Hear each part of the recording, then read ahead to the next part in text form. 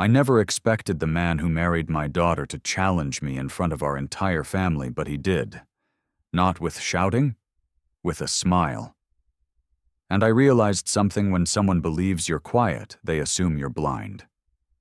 If you've ever faced a moment like that, share your story below. The table stretched along the wall of a French restaurant in downtown Seattle, filled with my daughter's voice, her cousin's chatter, and the faint scrape of cutlery. I stayed at the far end, close enough to watch, distant enough to be overlooked. It had always been that way during family celebrations. No one questioned it. I rarely corrected them. Adrian lifted the small box I'd handed him earlier.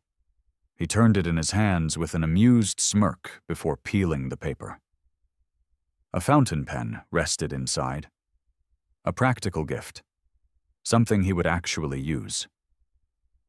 He clicked his tongue and shifted to French, letting the words roll off lightly, meant for entertainment more than conversation. The tone said everything. Un cadeau de grand-père, simple, n'est-ce pas? A few relatives chuckled, without understanding a thing. Emily glanced at him, puzzled, then at me, waiting for some sign this wasn't what it sounded like. Adrian continued in that same language, mocking the pen, then drifting to comments about older people and what he called limited thinking. His voice stayed cheerful, but the lines cut clean. My eyes met his. The table went still for a beat. He didn't stop. Leaning toward the man beside him, he added again in French, "He's barely a presence in his own family." The comment dropped without hesitation, as casual as an aside about the weather. No reaction came from me.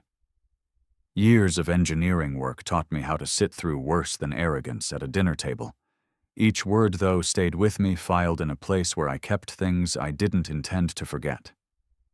Conversation resumed, but the evening felt off balance. Emily tried pulling the mood back together, though it didn't reach either end of the table.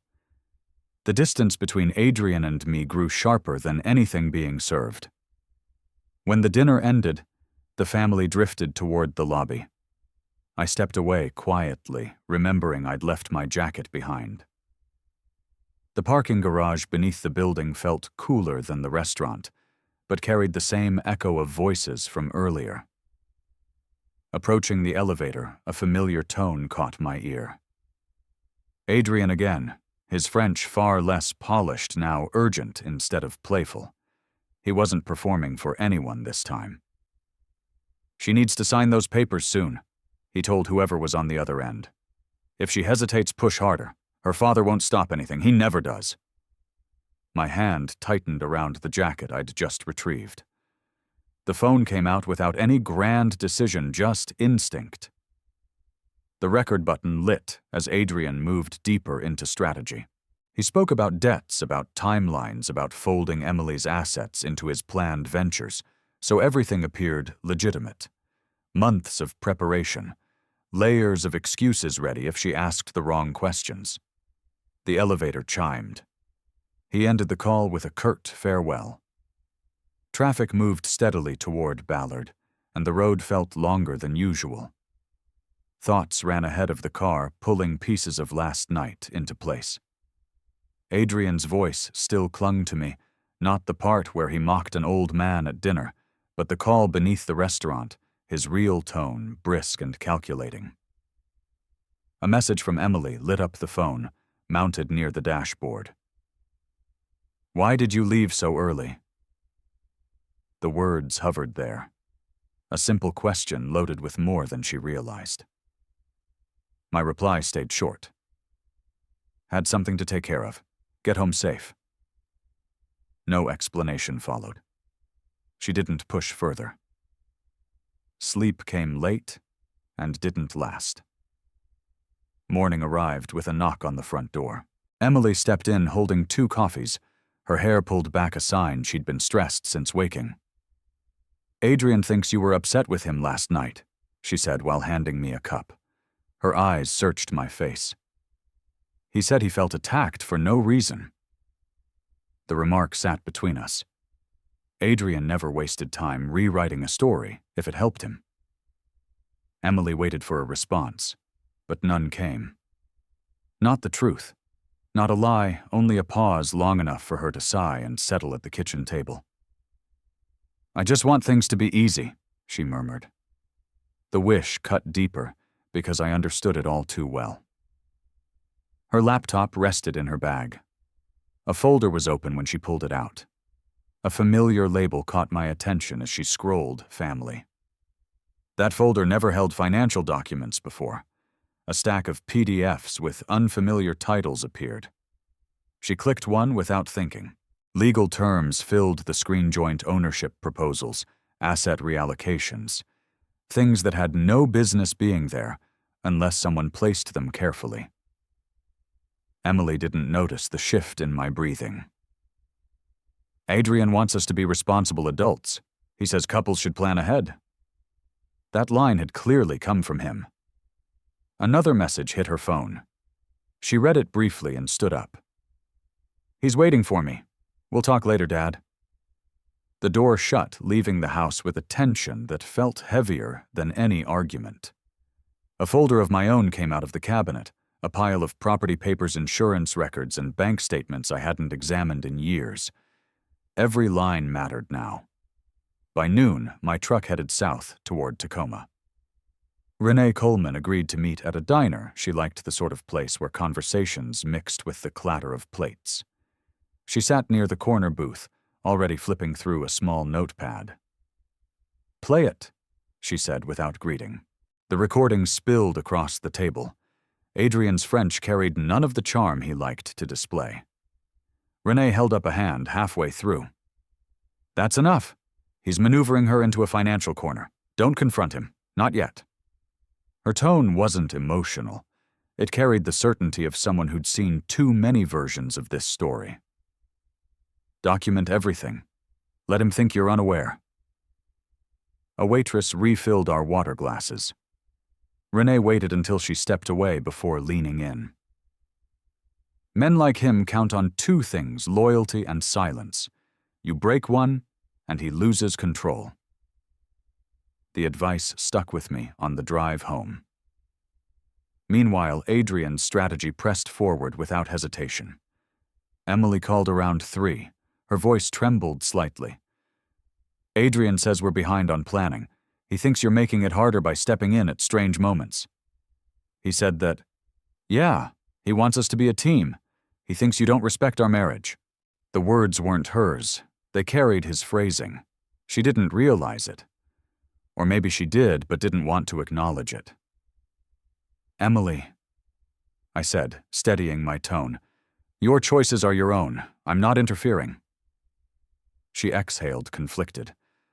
"I just want peace." The call ended, leaving the same ache as the door closing that morning. Nothing exploded, yet something essential had shifted. More documents spread across my desk that evening, old deeds trust accounts, confirmations from years past. None of this had been touched until Adrian stepped into the picture. His reach had extended faster than anyone expected. By the time the sun lowered, the house felt packed with facts I couldn't ignore. Action would come later. Timing mattered more than volume. Patience wasn't passive, it was preparation. Golden Gardens pulled me toward the shoreline when the paperwork ended. Families walked the paths, dogs tugged at their leashes, and the sound of people living their uncomplicated lives drifted past. My place stayed near the railing, where the water moved in steady, predictable rhythms, unlike the day's conversations. Emily's words replayed softly. "Peace." Renee's advice followed. "Don't confront him yet." Both were true in different ways. Waiting wasn't inaction. It was a step I had to take, even if it felt like standing still while the tide changed around me. Emily showed up late in the afternoon, holding her laptop tight against her chest, as if it weighed more than she expected. She didn't bother with small talk. The moment she reached the table, she opened the device and slid it toward me. "Adrian sent this," she said. "He called it a future plan. I don't understand half of it." Lines of financial projections filled the screen. New accounts proposed transfers, restructuring of assets that had never required restructuring. Several phrases jumped out.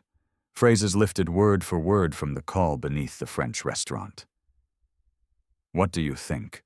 she asked, watching carefully. A portion labeled risk allocation mirrored Adrian's late-night conversation almost exactly. He wasn't even disguising the strategy anymore. "Some of these terms look unusual," I said. "Unusual how? They don't match anything you've needed before." Her shoulders tightened, but she didn't push further. A text came in, and she closed the laptop. "He says we're behind. He wants things settled before spring." "Settled in what way?" "He didn't explain. He just keeps saying it's for us." The line hung there. She left soon after, promising to think it over. The house felt different once she walked out. A restless feeling crept in, urging me to check my own files again. While logging into one of her joint accounts, something she'd asked me to monitor years ago, I noticed a small transfer. No message attached, no shared note, just a discreet payment to a consulting partner Adrian had mentioned once at a barbecue. The amount wasn't large. That almost made it worse. People hide small steps when they're testing how far they can go. A call to Renee's office brought me to Tacoma again the next morning. Her assistant waved me toward the conference room. "What did you find this time?" Renee asked as soon as the door closed. "There's a transfer out of their joint account," I said. "It went to someone Adrian works with." Renee tapped her pen against the legal pad. "He's moving early. If he's already shifting funds without her approval, he may be trying to mask personal debt." "Could be," I answered, though doubt crept in. "Maybe I'm reading too much into all of this. Maybe I'm letting my problems with him color everything." Renee shook her head. "Men who operate like this don't wait for permission. They engineer compliance. He's not guessing, he's executing. Do you think he's using whatever debt he has as leverage? It's possible. If he convinces her that consolidating assets will fix things, he can justify anything afterward." The logic fit too well. Still, the idea of misjudging the situation gnawed at me. Years of managing teams taught me to verify everything. Yet here, I was second-guessing instincts formed over decades. Back in Seattle, tensions rose fast. Emily called during her break. "Adrian thinks you're being controlling," she said. "He says you're trying to sway me." "He told you that?" "Yes, he's frustrated. He said you don't trust him." The exhaustion in her voice carried more truth than her words. She wasn't angry, just worn down. "You know I'm not interfering in your marriage," I said. "I know. I think I know. It's just getting hard to manage both sides." "Emily, there are no sides." "That's not how he sees it." A long pause followed before she ended the call. She didn't say goodbye. The next 2 days brought little relief. Adrian's tone hardened in every interaction. He sent Emily reminders about deadlines she never agreed to, drafted emails, implying she had approved documents she'd never even seen. She began keeping her distance, choosing shorter conversations, and avoiding discussions that pressed too close to the truth. Meanwhile, a friend at the courthouse mentioned seeing Adrian meeting with attorneys, not family lawyers, but corporate ones. Plans were growing beyond proposals on a laptop. He was building a framework to tie Emily's assets to his ventures under the guise of partnership. Renee's voice echoed in my head. "He's executing." That night I went through the folders again, comparing Adrian's proposal with the recorded call. Patterns lined up too cleanly. He had been laying the groundwork long before any dinner or phone call. The house was still when I stepped into the small room I used as a workspace. Papers covered the desk. The computer hummed as I opened the audio file. Adrian's voice filled the room, Calm, confident, certain he had time to pull every thread into place. Hearing him talk that way about my daughter brought a tension to my shoulders. The recording continued to play, while I leaned forward, elbows on the desk, listening again to every sentence that revealed who he truly was and what he intended to take. Emily called on a Thursday morning and asked if I could join her and Adrian for a meeting with a financial advisor near South Lake Union. She sounded hopeful, as if the presence of a neutral party might ease whatever tension had built around their plans. "Adrian wants everything organized," she said. "I'd feel better if you were there." Agreeing didn't take long. Something about the timing felt deliberate, though. Adrian rarely scheduled anything without angling for an advantage. The office sat on the 5th floor of a modern building, sleek, efficient, built for people who talked numbers all day. Emily greeted me in the lobby, hugging me longer than usual. Adrian arrived moments later carrying a thick binder under his arm. He looked refreshed, energized, almost rehearsed. "Glad you could make it," he said, offering a curt handshake. "This should clear things up." The advisor, a man named Kurt, welcomed us into a meeting room furnished for long conversations and short patience. Adrian wasted no time. He opened the binder and laid out a packet as if presenting a finished proposal. Emily glanced at the cover page. "I thought we were just discussing ideas," she whispered. Adrian gave her a reassuring smile. "We are. This just helps the conversation." Kurt reviewed the documents, asking about their goals as a couple. Adrian leaned forward with confidence. "We're planning for stability," he said. "We want our assets combined in a way that makes sense for the future." Kurt shifted to questions about Emily's house, its ownership, mortgage details, current value. Adrian answered most of them before she had a chance. "Emily's father gifted part of the down payment years ago," he explained, waving a hand toward me. "But that was a one-time contribution. We'll manage the property as a marital asset now." He said it smoothly, almost too smoothly. The phrasing shaved my place out of the equation without appearing hostile. Emily frowned. "I haven't decided anything about the house yet." Adrian responded with an easy tone. "Of course not. We're just discussing possibilities." Kurt nodded and continued flipping pages. Several unfamiliar documents appeared, drafts of asset reallocations, shared liability contracts, and a clause that shifted ownership ratios in ways deeply unfavorable to Emily. She tried keeping up, but every paragraph came with jargon she didn't recognize. Adrian explained each term as if tutoring a child. "It's normal to feel overwhelmed," he said. "You're not used to this kind of planning." Emily inhaled sharply, embarrassed. "Maybe that's why I'm worrying too much." "You're not worrying," he assured her. "You're learning." The direction of the meeting grew clear. He was steering her toward compliance, brick by brick, wearing down her confidence until signing seemed like the easiest route. Kurt paused at a page deep in the stack. "This draft references a prior agreement. Was that finalized?" Adrian blinked, then reached over to shuffle the papers. A loose sheet fell out, sliding toward me. The heading wasn't a title, but an email. I angled it slightly enough to read the first lines. "Maximize gains before her father steps in. Keep momentum. She'll follow once paperwork is framed correctly." My grip tightened around the page. Adrian noticed too late. He snatched at the binder, gathering the documents with a forced laugh. "Old notes," he said. "Nothing relevant now." Kurt sensed the shift and wrapped up the meeting sooner than planned. Emily looked rattled. Adrian masked irritation behind polite expressions, though his jaw kept flexing. When we stepped into the hallway, he placed an arm around her shoulders and guided her toward the elevators. "Michael undermined the whole discussion," he whispered to her, not realizing I was close enough to hear. "I'm trying to help us, and he keeps interfering. This is why we can't move forward." Emily's eyes flicked toward me, filled with conflict she didn't want to voice. Adrian tugged her gently, urging her on. "Come on," he said. "We need to talk."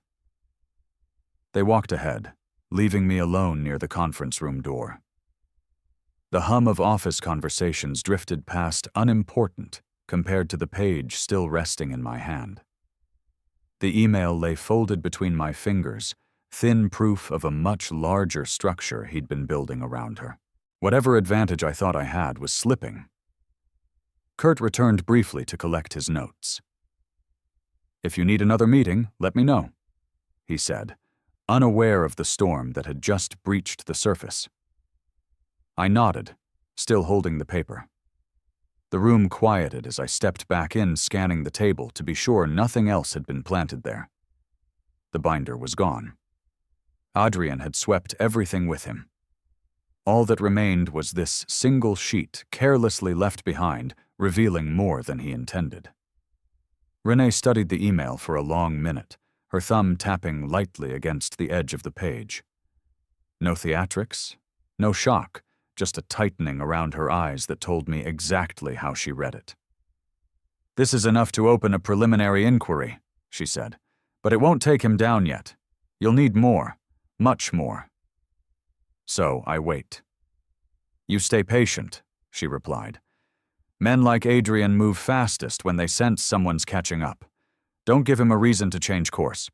Patience sounded simple. It always does until the cost shows up. Emily slowed her visits after that. Not abruptly, just small delays, shorter calls, fewer messages. She'd text at odd hours, checking in with 2 sentences and slipping away before any real conversation happened. The distance wasn't anger. It was strain stretching her thin. Adrian, meanwhile, built walls around her inch by inch. One afternoon, she called, voice strained. "Adrian changed the passwords to our shared accounts. He said we had a security issue." "Did something happen?" "He didn't say. He told me not to worry about it. He's handling it." Another time she stopped by after work, staying only long enough to drink half a cup of coffee. "He thinks we should reduce how often I come over," she said. "Not because of you, he says I'm overcommitting and ignoring things at home." "Do you feel that way?" "I don't know," she whispered. "Maybe I need to balance things better." Adrian's patterns surfaced, clearly create chaos, then blame someone else for the mess. By the end of that week, the tension between them spilled over. Emily recounted a small argument they'd had about bills, though it was never about bills. "He said you've been interfering," she told me. "He said you don't trust him." The instinct to defend myself rose, then settled. Any strong reaction would only confirm what Adrian fed her. Emily rubbed her palms against her jeans. "I'm tired all the time. I can't tell what's real anymore." Watching her unravel felt worse than anything Adrian had done to me directly. Each time she faltered, something in me sank deeper, wondering whether my involvement was saving her or tearing her down faster. Renee's warning echoed again. "Don't confront him." Days later, an email from her forwarded a new document. Adrian had submitted another financial proposal to their bank this time, formal, stamped, structured, as if both parties had already agreed. Emily's share shrank on every page, her autonomy eroded line by line. When I asked if she'd seen the proposal, Emily shook her head. "He told me it's just paperwork, nothing urgent." "But does it reflect what you want? I can't tell anymore." Adrian sensed her confusion and deployed his usual tactic. He flooded her with affection, attention, apologies, soft maneuvers that dulled her instincts and blurred the edges of every concern she tried to raise. The shift didn't erase her doubts entirely, but it buried them beneath a fog thick enough to slow her thinking. Watching that transformation, my daughter pulled between fear, guilt, and misplaced loyalty, dragged at me until my restraint nearly cracked. It reached a breaking point after a weekend where she looked so lost she barely held herself upright. "I feel like I'm disappearing," she said through the phone, voice trembling. "Adrian keeps saying everything would settle if you stopped digging." I held the receiver tighter, unable to steady my breath. "Emily, I'm not digging. I'm watching out for you. You always have. But now, everything feels tangled." The call ended with no clarity on either side. I drove to Queen Anne 2 days later for a small family gathering at the church hall. A potluck, just something to mark the end of a charity drive. The room buzzed with people greeting one another, passing trays of food, catching up on mundane things. Emily arrived with Adrian trailing at her side. Her smile flickered briefly, then vanished as he brushed a hand against her back. Adrian walked ahead, leaning toward a distant cousin. In French, he murmured something that carried just loud enough for me to hear. "Le vieux croit toujours qu'il peut me stopper." The old man still thinks he can stop me. The cousin laughed politely, unaware of the meaning. Adrian didn't bother hiding the smirk that followed. Emily didn't catch a word of it. Her attention stayed on a stack of volunteer forms. But his tone, low taunting, landed exactly where he aimed it. Conversation continued around us. People served themselves food. A group rearranged chairs near the side wall.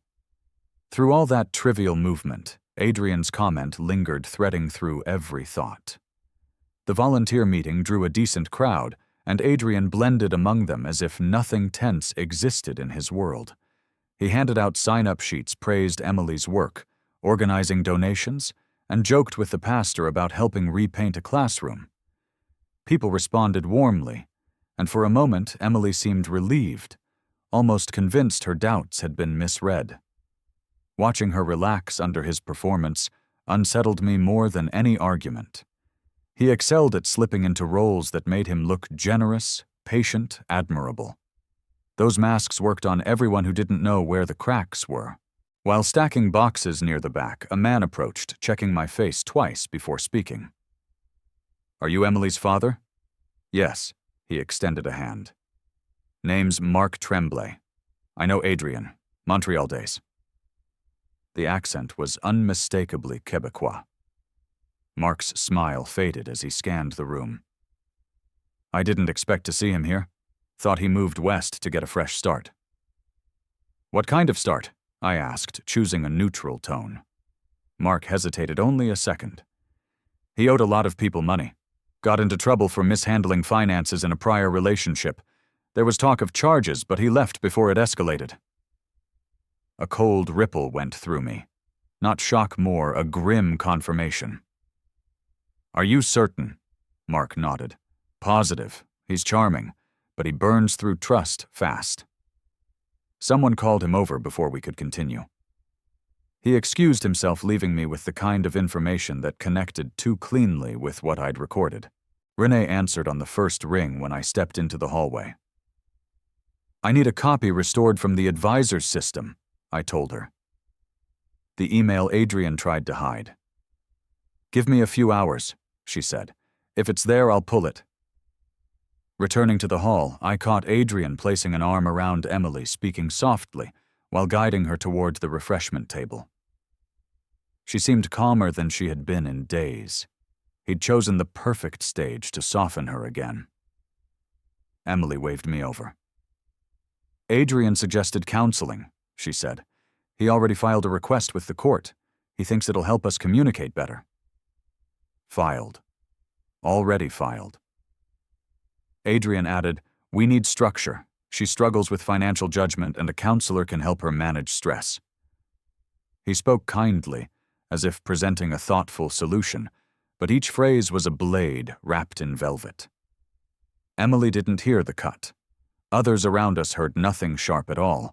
Renee texted a brief update. "Found the copy. Clean match. Clean." The confirmation steadied me, but Adrian pivoted fast, sensing some shift. Later that afternoon, Emily pulled me aside near a stack of donation bins. "Adrian says you're exaggerating things," she whispered. He thinks you've misunderstood him, and now you're making him look bad. He told you that. He said you're building stories from fragments. He's worried you'll damage our marriage." Her voice trembled at the word marriage. Doubt pressed in from both sides of her life. Before I could answer, a cousin approached with a question about the donation totals. Adrian used the interruption to drift among relatives, speaking in hushed tones. Their glances in my direction confirmed what he was spreading. Aunt Lisa stopped me near the sign-in table.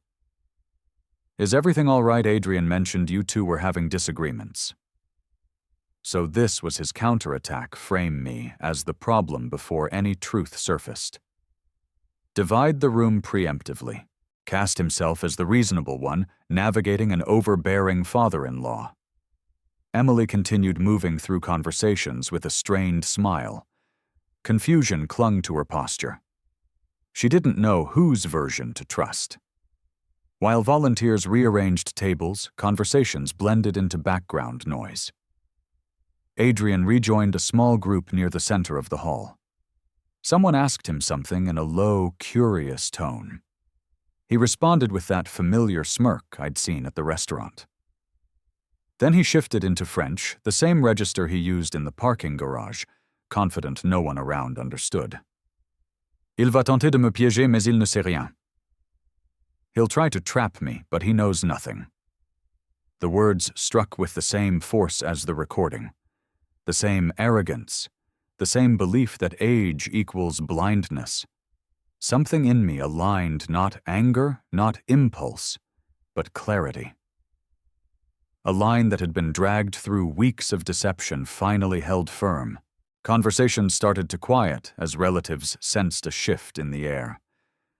Adrian continued talking, unaware. I stepped closer to the circle. Emily turned, sensing movement, but not yet understanding why. My voice came out steady. "Alors, répétons ce que tu as dit dans le garage."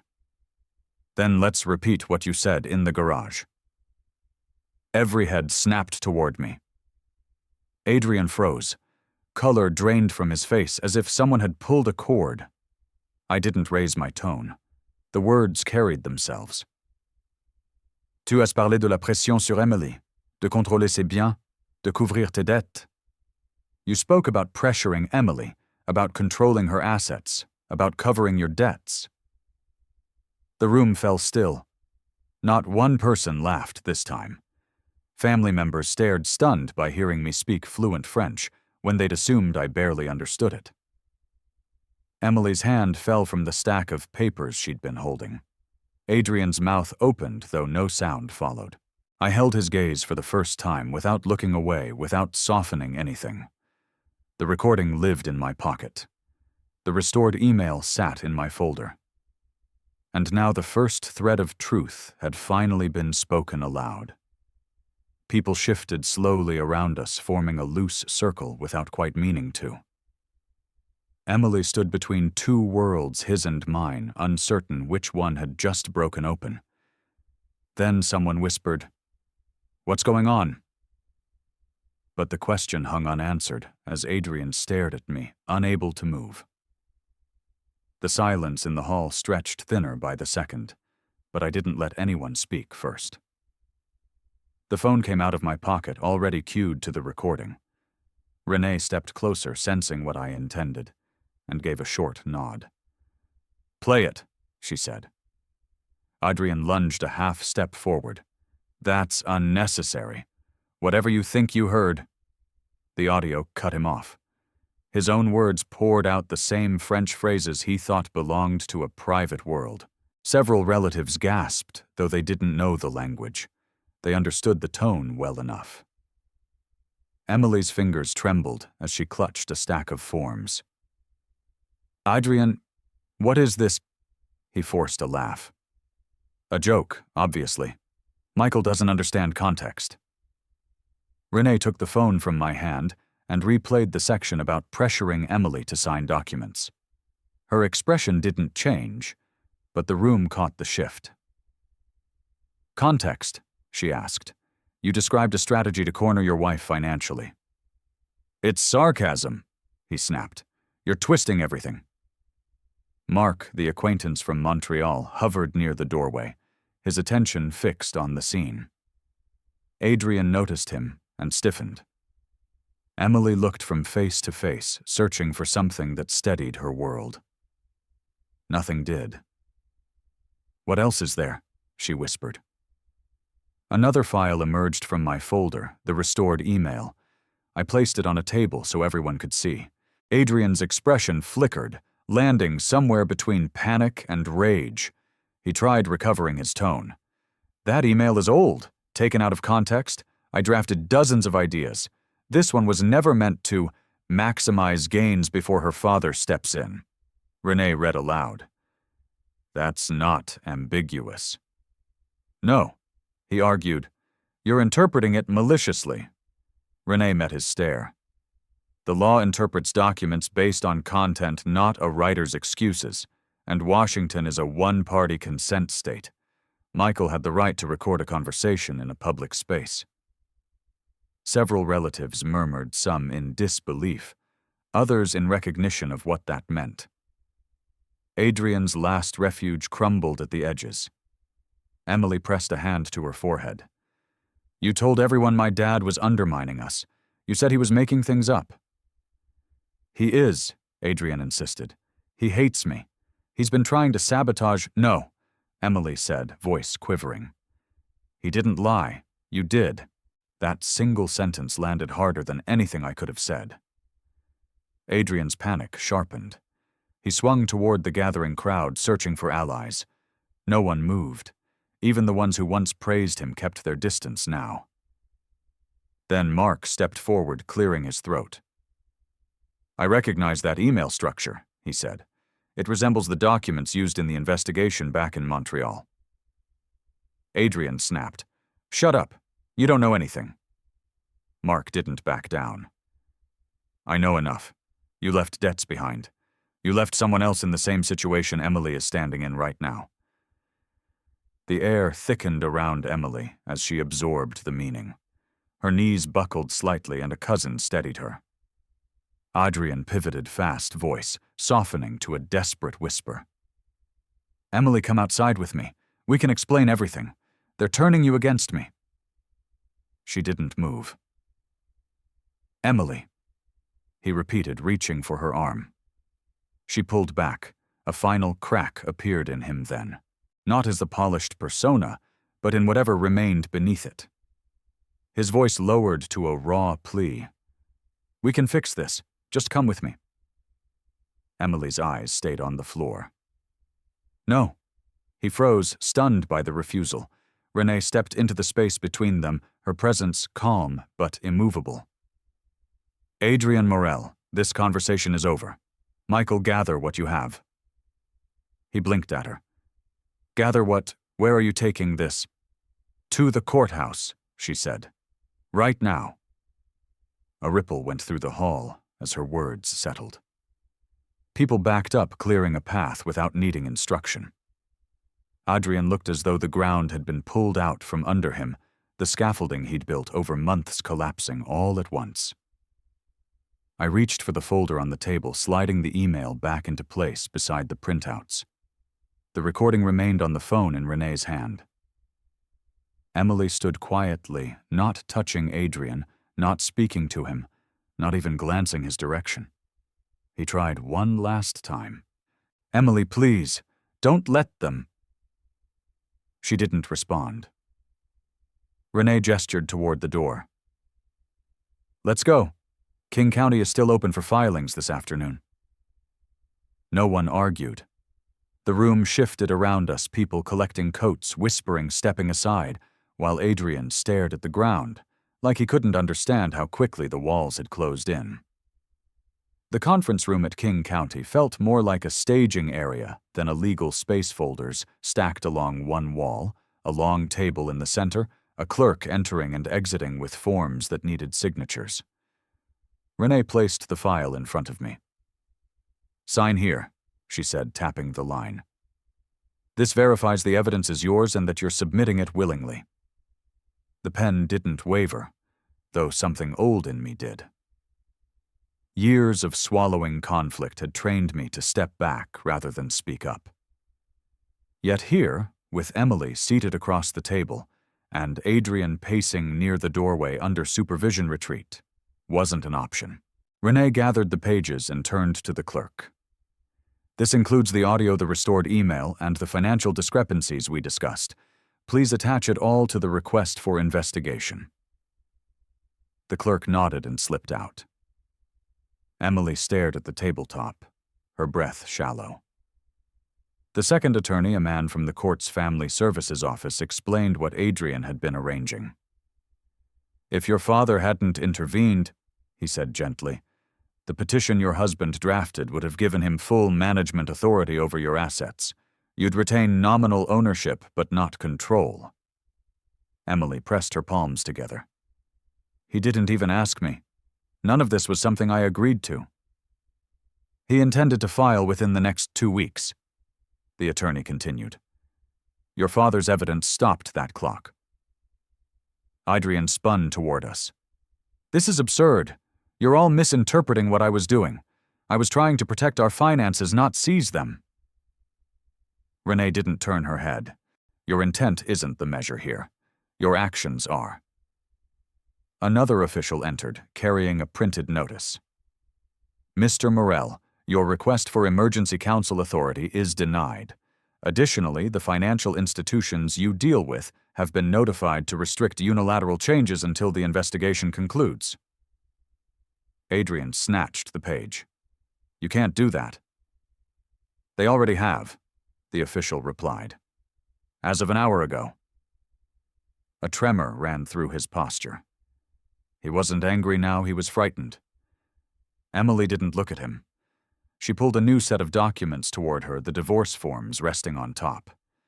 The attorney offered instructions in a calm, even tone. "You can file today. The petition will initiate standard proceedings. Given the evidence, you may request additional protections." Adrian stepped closer.